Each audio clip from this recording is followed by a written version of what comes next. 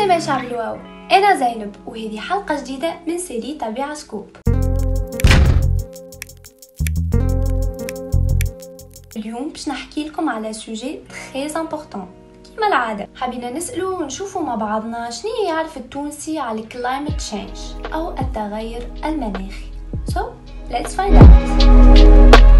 والله بالنسبة للتغير المناخي ما عنديش فكرة كبيرة بالضبط معناتها اما شنو ما مثال تاع كيما نشوفوا مثلا الصيف يجي سخون برشا معناتها مش كيما قبل كان معناتها كل فصل في وقته، كل فصل ياخذ وقته 3 شهور يجي كذا. هو من الاسباب اللي يخلي معناتها الغابات وتنتشر فيها الحرائق كما نشوف في دول العالم الكل. اكثر حاجه نتصورها انه التغير المناخي، درجه الحراره المرتفعه في كوكب الارض الكل. كما تشوفوا توا طقس معناتها ديسمبر تلقاو معناتها الدنيا سخونه بالكدا في الصيف الجفاف والنقص الأمطار وهذا الكل يؤدي إلى الحرائق المنتشرة في العالم الكل وخاصة في تونس. معناتها كثرة الحكاية هذية كما الغابة متاع جبل سرج اللي في الوصلتين بين الوصلتية وسليانة عملوا في الصيف الحقيقة حريق كبير برشا معناها في الغابة هذية.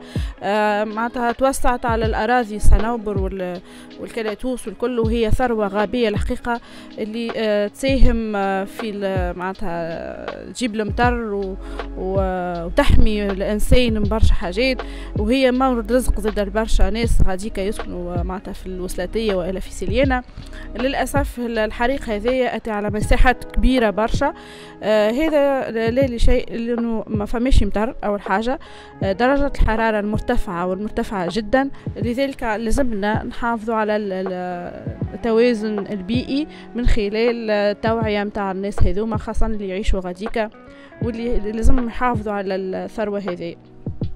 الاحتباس الحراري والمخلفات البشرية معناتها اللي وصلت المرحلة هذه التغير المناخي كيفاش وصل لتوا معناتها.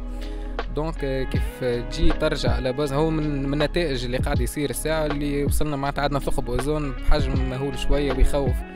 دونك تجي تشوف على باز شنو الحاجة اللي كانت دافع ولا سبب في الحاجة هذه، تلقى من الثورة الصناعية بلوتو وقت اللي اكتشفوا الفحم الحجري وبرشا حاجات معناتها كانت مضرة للطبيعة وللبيئة بصفة غريبة معناتها في الوقت هذاك. وزادت تطورت معناتها تطور البشر، ولا فما برشا CO2 معناتها في الجو، ولا فما برشا معناتها حاجات حتى لتوا معناتها الفضلات اللي تتلم من الشارع تتحرق. ما فماش راسك لوجيك شوية بالنسبة للبيئة بتاعنا، فهمتني؟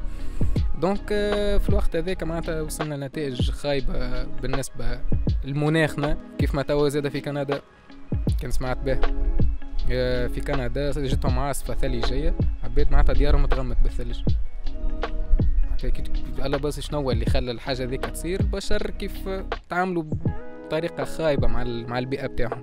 دونك وصلنا لمراحل التغيرات المناخيه اكيد باش يكون السبب نتاعها البشر. معناها هو فما شانجمون هذاك ناتشورال يصير بالوقت هذاك دوفيس، ولكن زاد البشر مساهم كبير في التغيرات المناخيه.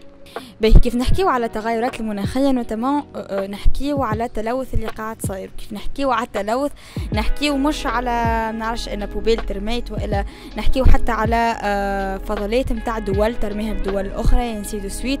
دونك المساله اعمق من ما تقفش على شخص واثنين وثلاثه، يا وعي اجتماعي كامل. دونك اكيد الانسان مساهم هو في التلوث هذايا اللي يؤدي للغيشوفمون كليماتيك.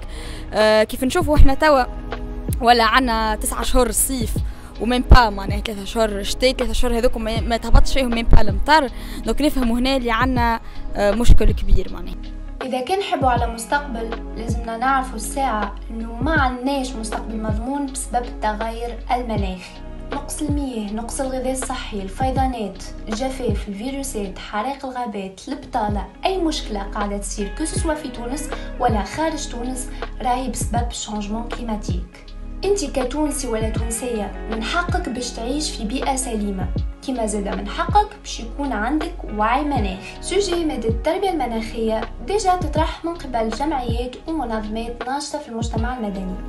احنا اليوم كشباب نطلبوا من وزارة التربية ضرورة إدراج المادة هذه في البرامج الدراسية متاعنا. وهكا تكون حلقتنا وفات، وإن شاء الله تكون عجبتكم. لكن عندك سؤال ما تنساش تشاركنا في الكومنتارات.